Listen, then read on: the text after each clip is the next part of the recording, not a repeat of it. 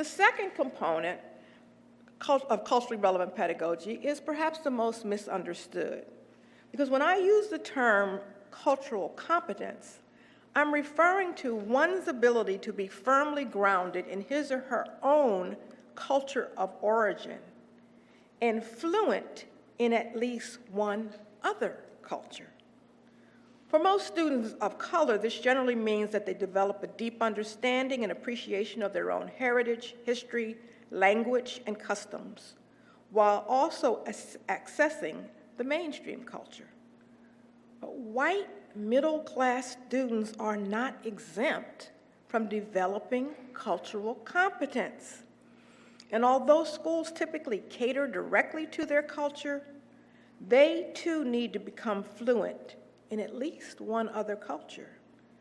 In an ideal world, all of our students would leave school multiculturally competent to be able to deal facilely with the cosmopolitan global world in which they will find themselves. At minimum, every student should leave school at least biculturally competent. But how can we develop culturally competent students if our teachers are culturally incompetent? The third component of culturally relevant pedagogy, sociopolitical consciousness, is the most ignored. Teachers understand the need to ensure student learning, and some are sympathetic to supporting students' cultural competence. However, the idea of helping students engage directly in the social and civic concerns of their schools, communities, localities, the nation, and the world seems beyond the scope of most classroom teachers. In plain English, I call this component the so what factor, because students regularly ask us why they have to learn particular things.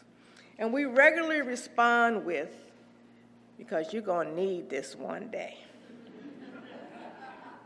By about 4th or 5th grade, they realize we are lying, and they're never going to need this.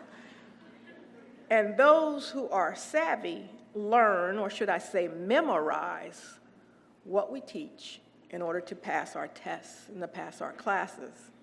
Those who are less plugged into school resist in ways that are detrimental to their own academic well-being.